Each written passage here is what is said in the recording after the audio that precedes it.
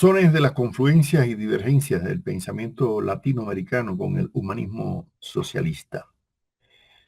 Bueno, en el pensamiento latinoamericano, toda su trayectoria, se ha visto que ha habido cierta tendencia humanista, ¿no? Progresiva, incluso en muchos casos ese humanismo no es abstracto, es humanismo práctico, como hemos dicho, ¿no?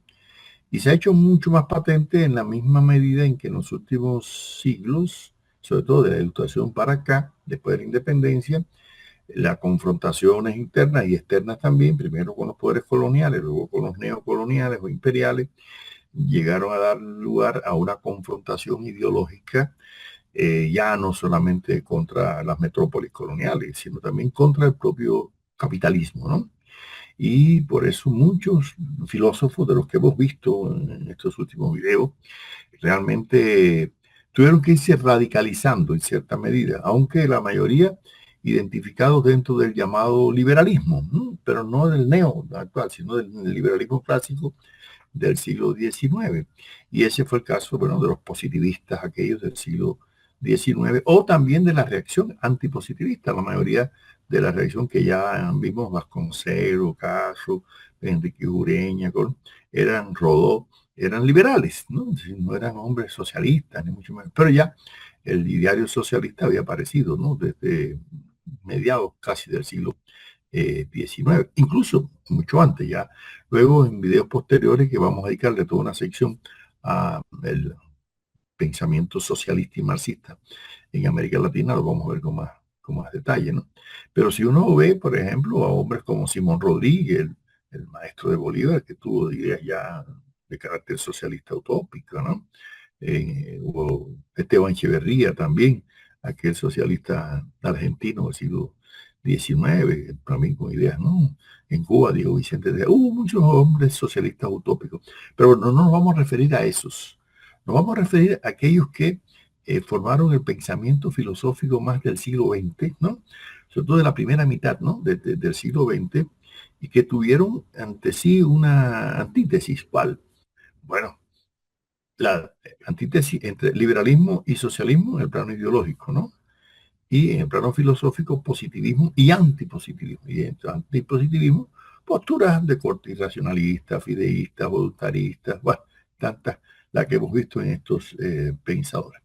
Ahora, lo cierto es que en las nuevas circunstancias del siglo XX llevaron a que, primero, estos países latinoamericanos que estaban en una etapa, primero, tratando de levantarse en capitalismo premonopolista con la ilusión, ¿no?, de convertirse en países capitalistas desarrollados, pensando que podrían seguir el mismo trayectoria de Inglaterra, de Francia, ¿no?, o de Estados Unidos, no se dieron cuenta que había un fenómeno que era el imperialismo, ¿no? Y el imperialismo no permite realmente que haya un desarrollo equitativo entre los países, ¿no? Y al contrario, son países, como diría el cubano Roberto Fernández Retamal, subdesarrollantes. O sea, que en lugar de estimular el desarrollo, lo que hacen es estimular el subdesarrollo, ¿no? Entonces, ¿qué pasó? Que, digamos, las ideas de corte socialista, que ya habían tomado más fuerza a finales del siglo XIX, y que con el siglo XX cristalizan, bueno, ya en una revolución de octubre en Rusia, en ideas de corte social con la Revolución Mexicana, o con proyectos cada vez más radicales, pues se fue también decantando, ¿no?, en el pensamiento latinoamericano. Ya en el siglo XIX había algunos hombres pensadores, como el caso del ecuatoriano Juan Montalvo, que llegaron a ser representantes de la primera internacional de Marx para Ecuador, ¿no?, por ejemplo, ¿no? Así que ya se identificaron prácticamente con las ideas socialistas, ¿no?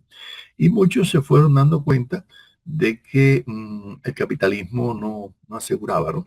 Entre las figuras clásicas del pensamiento decimonónico latinoamericano está nuestro José Martí. Cuando digo nuestro, digo como latinoamericano, no como cubano solamente. Porque Martí, que vivió mucho tiempo en los Estados Unidos, ¿no?, y que además tuvo bueno, un conocimiento incluso en cierta medida del pensamiento marxista también, que lo conoció, que no lo compartió, pero bueno, lo conoció, ¿no?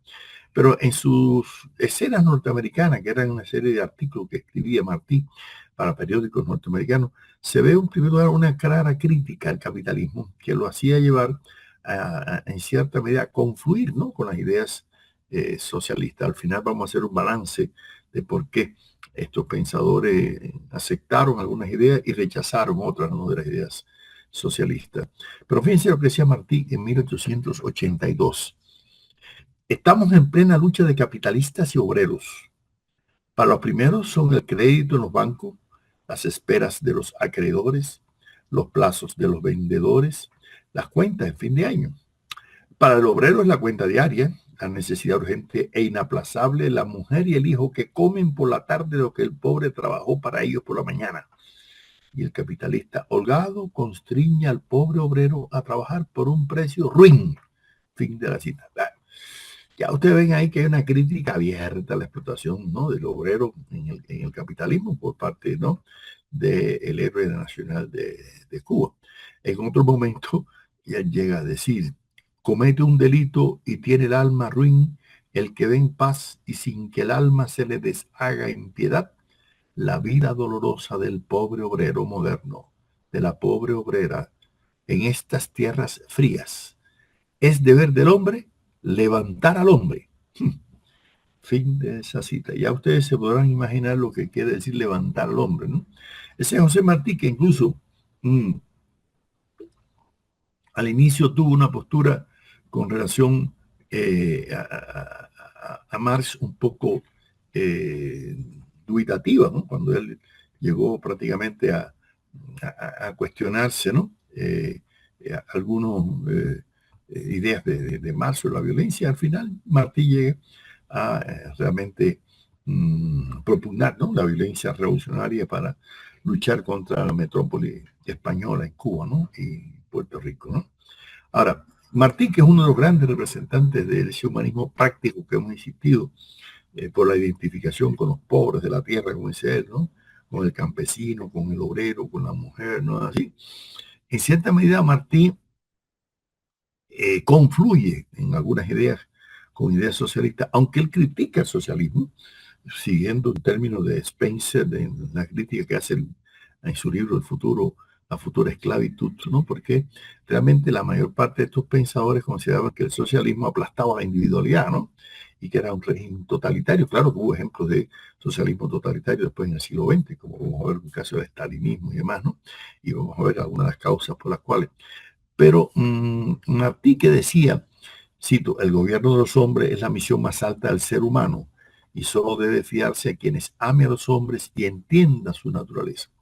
Como el humanismo Martí está ya realmente en esa postura, ¿no?, de identificarse con la necesidad de conocer mejor la realidad latinoamericana para poder gobernar, ¿no?, él insiste mucho, ¿no?, e incluso justifica, ¿no?, las huelgas. Hay que decir que Martí incluso ocurrió los sucesos de las huelgas de los obreros anarquistas en Chicago, que dio lugar a que fueran condenados y ahorcados aquellos líderes, ¿no?, que dio lugar el 1 de mayo, que por cierto no se celebra en los Estados Unidos, por supuesto, el Día Internacional del Trabajo, ¿no? Entonces, Martí al respecto decía: no es esta o aquella huelga particular lo que importa, sino la condición social que a todas engendra. Es decir, no la huelga de los obreros de Chicago solamente, sino cualquier tipo de huelga en cualquier parte, ¿no? Ahora, ¿qué pasa? En otro momento dice Martí, hay que buscar el remedio donde está el mal y no conforme a teorías abstrusas o sistemas sentimentales tan perniciosos en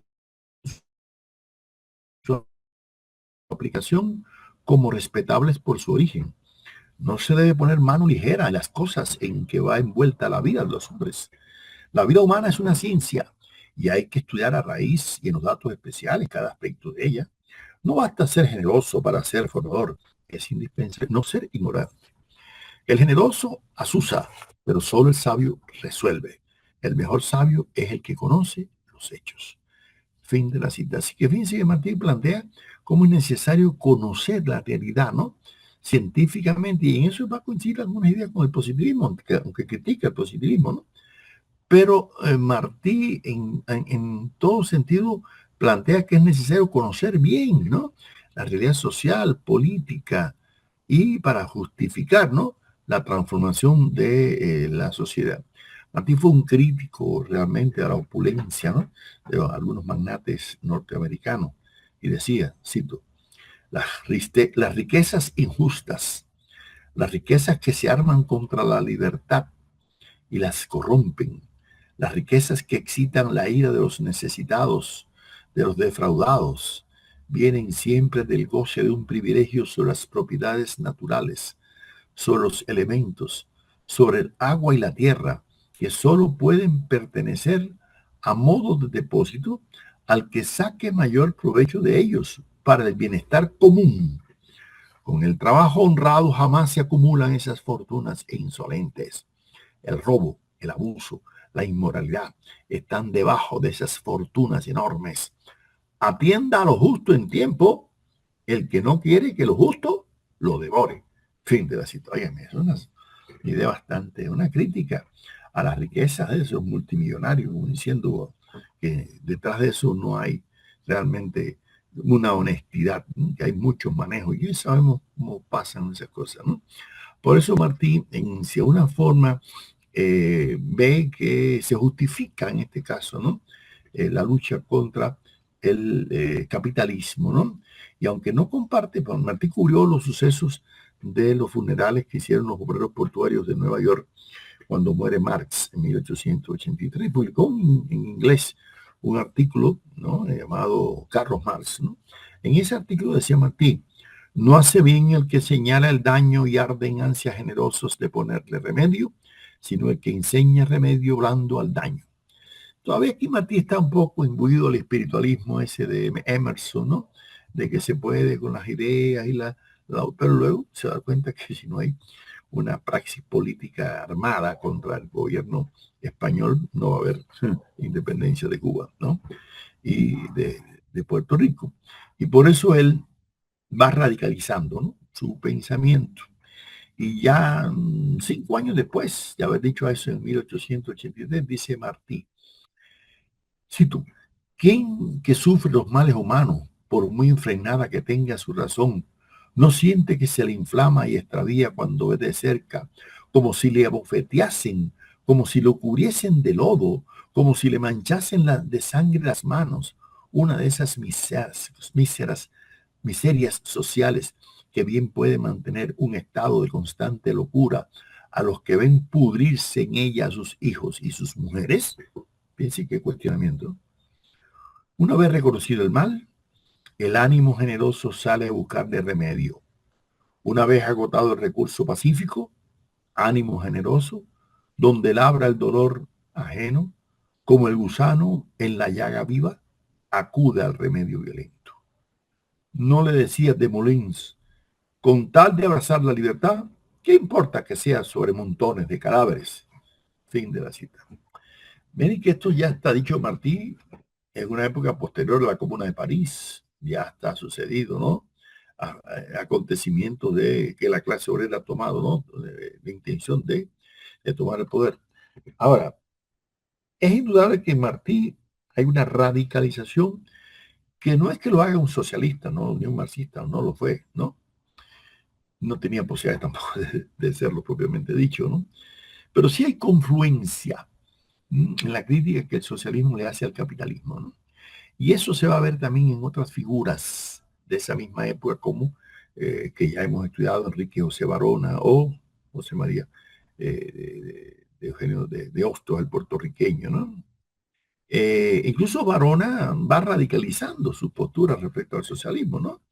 Él había dicho primero, no creo, cito, en los remedios de los socialistas, pero veo y toco espantados los males profundos que se aquejan con razón y justicia. Si no se les pone remedio, acabarán con burgueses y socialistas. No habla el miedo. ¿Qué puede temer quien ha soportado tanto en la vida? Habla la previsión.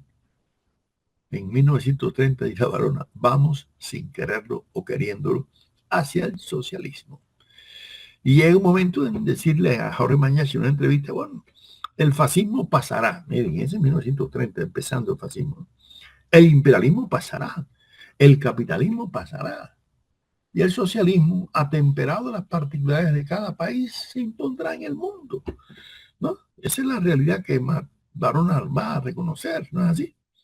En el caso de Hostos, que también fue un hombre de muy conocimiento profundo del pensamiento social de su tiempo, realmente llega a tener ideas muy críticas del capitalismo, ¿no? Manuel Maldonado Denis, un puertorriqueño que estudió muy bien el pensamiento de Hostos, decía, cito, un hombre de la vastedad cultural de Hostos tenía que saber de la existencia de Marx y de sus teorías. En todo caso, nos resistimos a creer que la omisión de Marx en la obra hostosiana pueda deberse a que fuese ignorante de ella. Nos inclinamos más bien a pensar que ella se debe a que Hostos no comprendió a cabalidad el socialismo, aun cuando éste ya constituía una fuerza de peso en la política europea del fin del siglo XIX. Ello no desmerece la obra sociológica de Hostos, sino que ilustra simplemente que aún los más grandes pensadores pueden ser ciegos a lo que ocurre a su alrededor. O sea, aquí está diciendo que aunque no haga referencia directamente, ¿no?, a el socialismo, en otro hay una crítica tremenda al capitalismo, una crítica a los Estados Unidos, una crítica al imperialismo norteamericano. Hostos se unió a Martí en la defensa de la independencia de Puerto Rico y de Cuba, ¿no?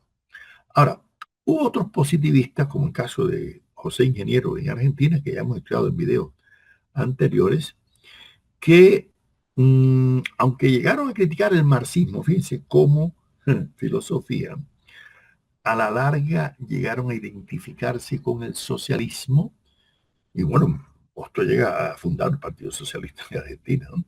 Pero un socialismo distinto, va a llamar de socialismo positivo, frente a un socialismo metafísico. Piensa que el socialismo de Marx es un socialismo, ¿no?, metafísica, ¿no?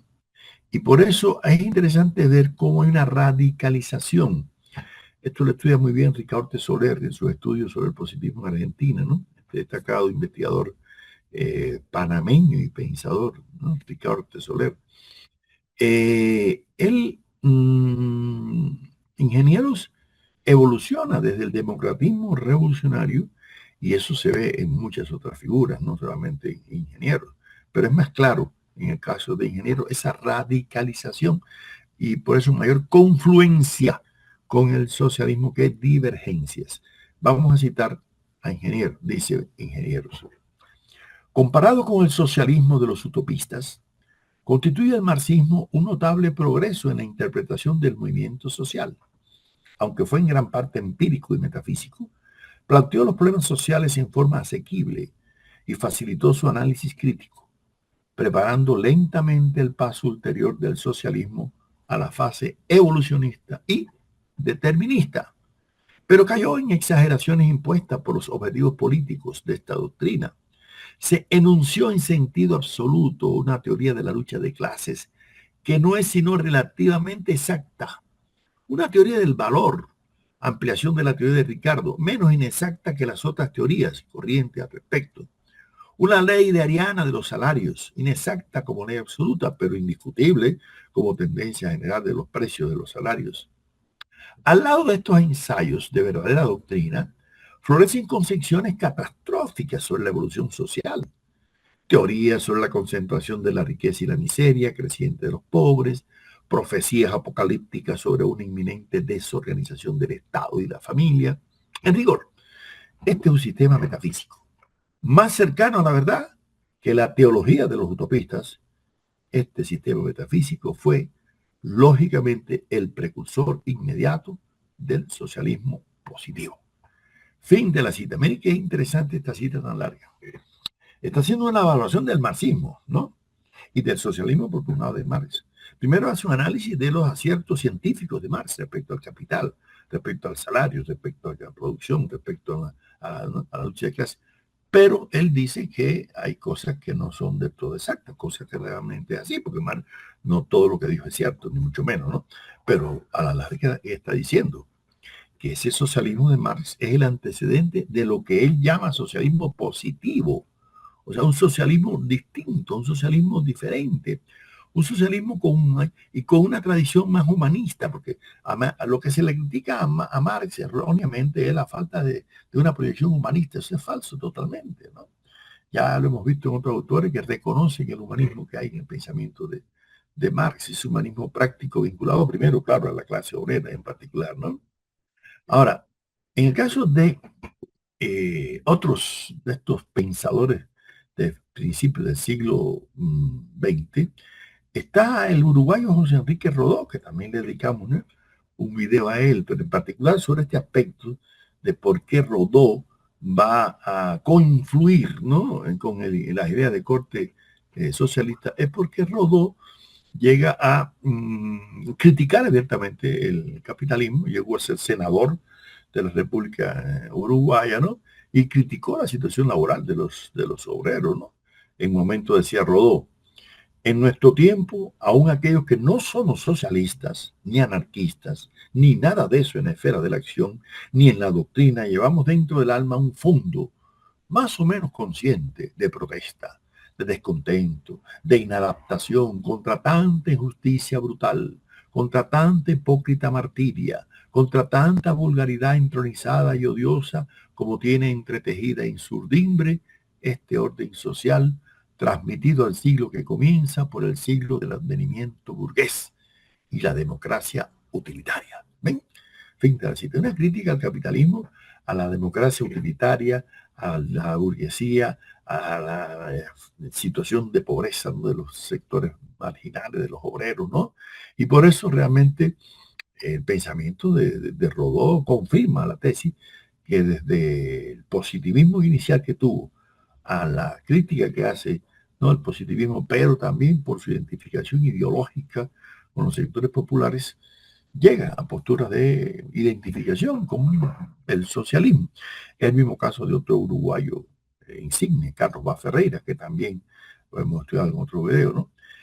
Ferreira no solamente criticó las consecuencias del capitalismo, ¿no?, por la desigualdad social, por el exceso de individualismo, de pragmatismo, y por eso Bá Ferreira va a proponer lo que llama un socialismo atenuado, ¿no?, en que se garantice la libertad individual. Recuerden que la libertad es un tema que une a todos estos antipositivistas, ¿no? Alejandro Córdoba, Ferreira, Vasconcelos, todo el tema de la libertad individual. Pero decía Bá Ferreira, hay que socializar lo grueso, es decir, los medios fundamentales de producción, ¿no? ¿no? Entonces, para él decía que la humanidad no puede sentirse satisfecha ni feliz en tanto sufran las clases menos favorecidas, ¿ven? Hay una crítica abierta, ¿no?, al capitalismo, ¿no? Bá Ferreira escribió un libro en 1919 llamado Sobre los problemas sociales, que es interesante porque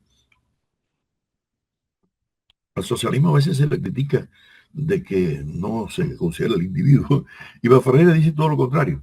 Dice que el socialismo es lo más individualista porque se trata de resolver los problemas individuales de los obreros, ¿no?, de los campesinos, ¿no? Realmente hay una cosa que es cierta.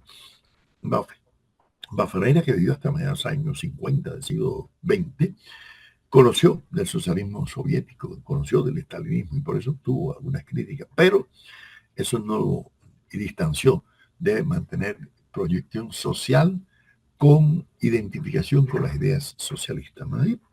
Otro caso es el dominicano Pedro Enrique Ureña, que también fue un crítico, ya vimos, del capitalismo norteamericano, ¿no? Y por eso decía también, cito, el problema del porvenir inmediato es poner la riqueza al alcance de todos y las soluciones propuestas por Henry George y por los socialistas van pareciendo cada día menos ilusorias. La civilización tenderá a sustituir la lucha por la vida por una solidaridad cada vez más firme e inteligente y dulcificadas las relaciones sociales. Fin de la cita. Fíjense. Aquí ya está abiertamente. Primero una referencia a Henry George, que era un socialista norteamericano muy famoso a final del siglo XIX, que planteaba tesis socialdemócratas en esencia, ¿no? Pero bueno, que Martín incluso comentó también, ¿no? Pero Henry George era un hombre crítico, ¿no?, del capitalismo, y eso es lo que identifica a el dominicano Pedro Enrique Ureña con estas ideas del socialismo, aparte de que él es un profundo crítico ya de la sociedad norteamericana. Ahora, la otra figura interesante es en este periodo el caso de José Vasconcelos, que era un hombre de derecha, claramente, ¿no? Un hombre que no se puede identificar en ningún momento como de izquierda, pero que tuvo, en primer lugar, unas posturas que llaman profundamente la atención. ¿Por qué? Porque era un hombre muy objetivo, ¿no? En sus análisis. En 1927, mire lo que dice José Vasconcelos. Cito, se salió del positivismo. ¿Por qué? Por desgracia se ha caído en dos extremos igualmente funestos. En la reacción ciega hacia el pasado por una parte y por la otra, por la parte de las izquierdas, en un materialismo social que es reflejo del materialismo económico y filosófico de la mayor parte de las escuelas socialistas europeas y norteamericanas. Como en el fondo de este materialismo hay más que irreligiosidad fundamental, desencanto por la ineficacia práctica de las anteriores creencias, no es de extrañar que con él conviva un idealismo que los ingenios más bien informados tratan de encauzar en forma que no contradiga, sino que refuerce el movimiento de liberación de los oprimidos. Por otra parte, es natural que el movimiento social cobre fuerza en América, en donde el más obtuso palpa el contrasentido de la gran riqueza virgen y la gran miseria de la gente, contraste debido en gran parte a los errores de la organización política y social. De ahí que nuestra preocupación primera sea resolver el problema del mejoramiento colectivo. ¿Ve? Fin de la cita de Vasconcelos. Ahí hay una idea central, que el capitalismo es una sociedad injusta, inhumana, y que tiene que ser superada por una sociedad más solidaria.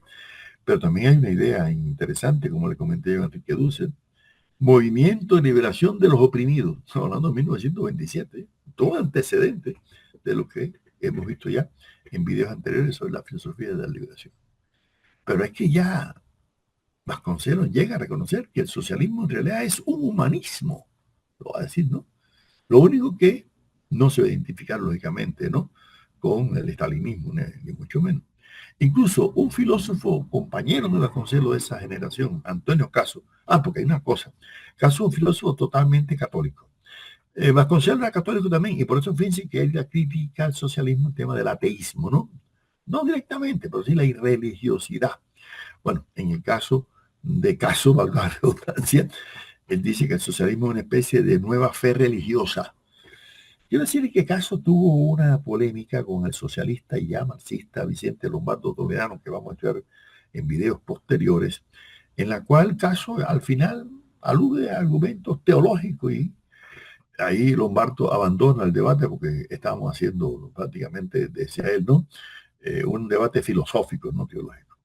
Pero Caso es un hombre que va a criticar el capitalismo abiertamente. Dice, cito, capitalismo inhumano, aunque tampoco había su alternativa en el comunismo invasor, todos sabemos que las sociedades contemporáneas adolecen de males profundos. El socialismo, desde muchos puntos de vista, es la verdad. Y él lo niega. De plano, no es un hombre nombre de su época. La humanidad no puede insistir con tesón y entusiasmo en unos aspectos de su ideal, sin que le acompañe en su noble querella una razón indubitable. Pero no hay que edificar sobre sistemas tiránicos del porvenir, como si fueran dogmas intangibles. No hagamos jamás de una teoría discutible una verdad absoluta. Fíjense la postura un poco ahí, fin de la cita, no de Caso. Como diciendo, el socialismo, desde algunos puntos, es la verdad, es la crítica al capitalismo, ¿no? Y en otro momento, Caso, que es un filósofo, repito, católico, que vive hasta mediados de los años 50 del siglo pasado, del siglo XX, y que conoció, lógicamente, el estalinismo, el socialismo soviético.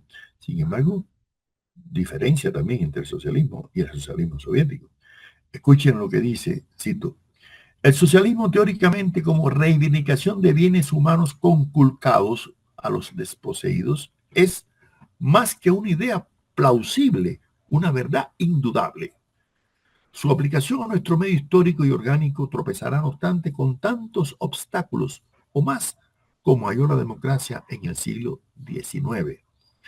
Todavía no resolvemos el problema que nos legó España con la conquista, aún no resolvimos tampoco la cuestión de la democracia y ya está sobre el tapete la discusión histórica. El socialismo es una forma más aguda y apremiante. Fíjense, fin de la cita. Como diciendo, bueno, tenemos que resolver los problemas que hemos heredado, ¿no? De la colonia, ¿no? Y el tema del perfeccionamiento de la democracia, ¿no? Ahora, el socialismo está a las puertas. Lo único que fíjense lo que llega a decir caso. Nuestro socialismo no podía calcarse sobre la pauta asiática y mística de Lenin. Óigame. Esta idea la vamos a ver después en Julio Antonio Mella, el cubano precursor de las ideas marxistas en Cuba y fundador del Partido Comunista Cubano, que lo va a decir igualito. El socialismo que tenemos que hacer aquí no es el socialismo de Lenin, no es el socialismo soviético, ¿no? Ahora, hay otra figura importantísima que es el argentino Alejandro Korn. Ya hemos dicho que Korn, bueno, pues como era de ascendencia alemana, aunque nació en Argentina, pero de padres alemanes, manejaba las obras de Marx y Engels en alemán y de Hegel también, ¿no? Pero él, que además es un neocantiano, un defensor de la libertad creadora, etcétera, plantea la necesidad de un socialismo ético, ¿no? Y es interesante cómo Alejandro Korn va a llamar a Marx la personalidad más eminente del siglo XIX, el gran heresiarca quiere decir el fundador de una herejía, ¿no? Y de la construcción maciza de Marx. Yo admiro esta gran personalidad, pero no admiro tanto a los marxistas. ¿Eh?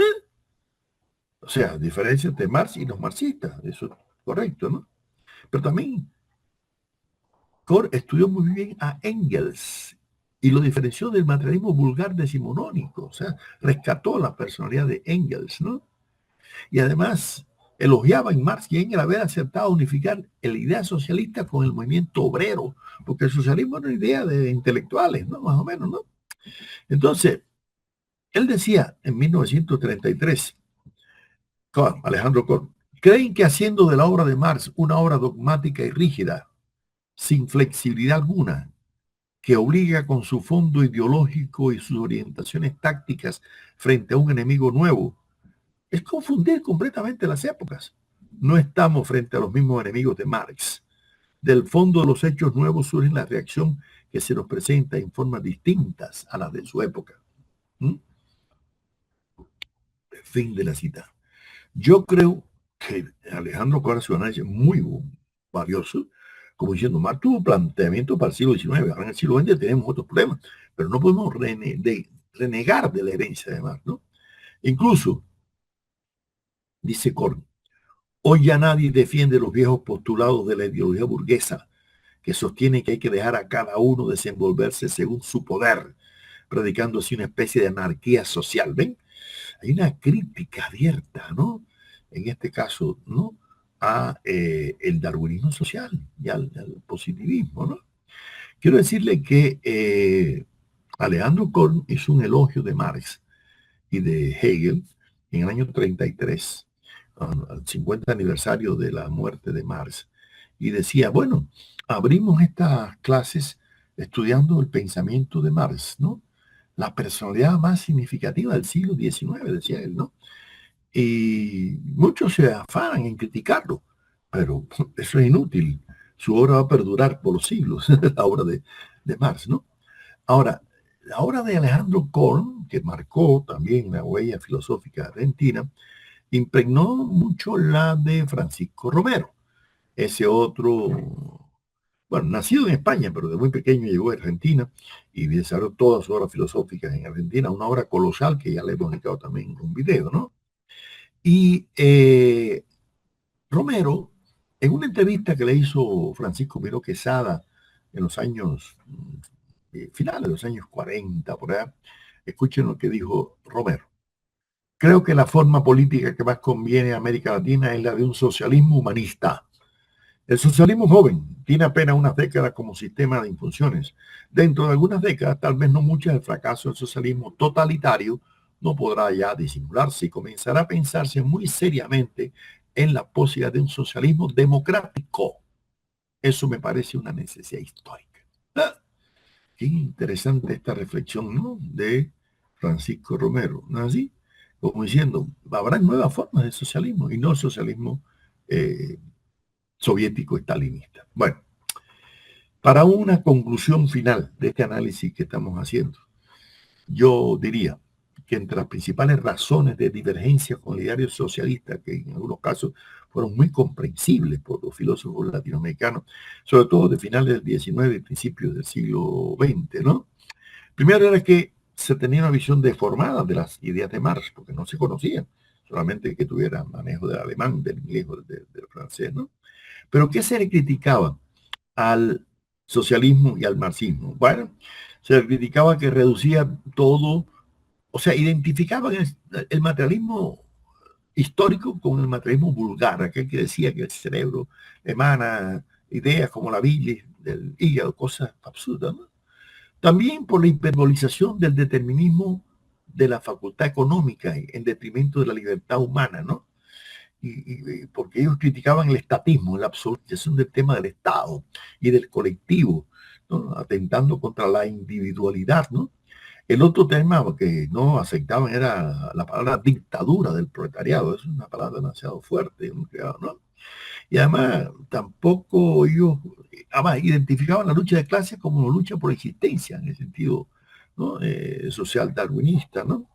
Y por último hay una cosa, y es que algunos pensaban que el marxismo era otra de esas corrientes europeas que no se correspondían para nada, ¿no? Con la idiosincrasia de los pensadores latinoamericanos. Sin embargo, hay unas razones que nos dan explicación de por qué hubo elementos confluyentes con el socialismo por estos pensadores que ya hemos analizado. ¿Cuáles? Bueno, primero las contradicciones reales de la sociedad capitalista, ¿no? Las huelgas obreras, las guerras neocoloniales y mundiales, los procesos revolucionarios de la Comuna de París, la Revolución de Octubre, la Revolución Mexicana, todo eso, ¿no? La crítica a las miserables condiciones de existencia de la mayoría de la población, ¿no? De los explotados, de los indios, de los campesinos, artesanos, los empleados, los obreros, las mujeres, ¿no? La injusta distribución de la riqueza social, las bases individualistas, pragmatistas, ¿no? Filosóficas del liberalismo y sobre todo la aspiración a crear una sociedad donde predominara más la igualdad, la libertad que ella preconizaba en el siglo XVIII, ¿no? Además, confluían en considerar la educación popular como una vía que posibilitara la dignidad o la dignificación de los latinoamericanos, ¿no? Y sobre todo, y una cosa importante, por último, el antiimperialismo. Ya lo vimos en los videos anteriores, casi todos estos pensadores fueron profundamente anti-yanquis, no anti-norteamericanos en el sentido del pueblo, no, se diferenciaba entre el pueblo norteamericano y los gobernantes norteamericanos, ¿no? Y yo creo que esos son los factores que hacen que podamos hoy en día estudiar las razones por las cuales hubo confluencias y divergencias, ¿no? Entre el pensamiento filosófico latinoamericano del final del siglo XIX y la primera mitad del siglo XX, ya después de la Revolución Cubana cambia la cosa, con el ideario socialista a tenor con la tradición de humanismo práctico que habíamos visto en etapas anteriores del pensamiento filosófico latinoamericano.